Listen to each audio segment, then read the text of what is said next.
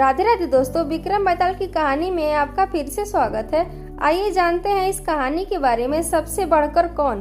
अंग देश के एक गांव में एक धनी ब्राह्मण रहता था। उसके 3 पुत्र थे। एक बार ब्राह्मण ने एक यज्ञ करना चाहा। उसके लिए एक कछुए की जरूरत हुई।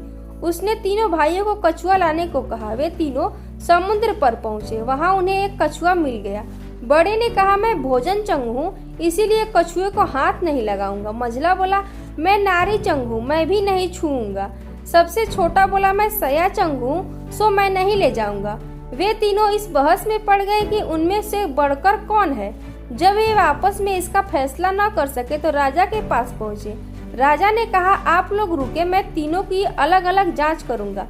इसके बाद राजा ने बढ़िया भोजन तैयार कराया और तीनों खाने बैठे। सबसे बड़े ने कहा, मैं खाना नहीं खाऊंगा, इसमें मुर्दे की गंध आती है। वह उठकर चला गया। राजा ने पता लगाया तो मालूम हुआ कि वह भोजन शमशान के पास के खेत का बना था। राजा ने कहा, तुम सचमुच भोजन चंग हो, तुम्हें भोजन की पहचान है।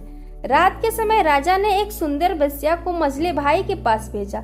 जो ही वह वहां पहुंची कि मझले भाई ने कहा, इसे हटाओ यहाँ से, इसके शरीर से बकरी की दूध की गंध आती है। राजा ने यह सुनकर पता लगाया तो मालूम हुआ कि वह वेश्या बचपन में बकरी के दूध पर पली थी।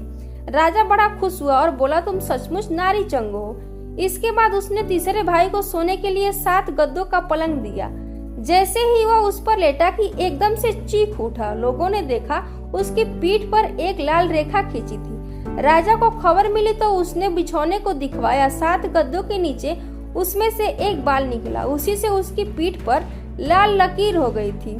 राजा को बड़ा अचरज हुआ। उसने तीनों को 1-1 लाख अशरफियाँ दी। अब ये तीनों कछुओं को ले जाना भूल गए, वहीं आनंद से रहने लगे। इतना कहकर बेताल बोला, हे राजन, तुम बताओ इन तीनों में से सबसे बढ़कर कौन था।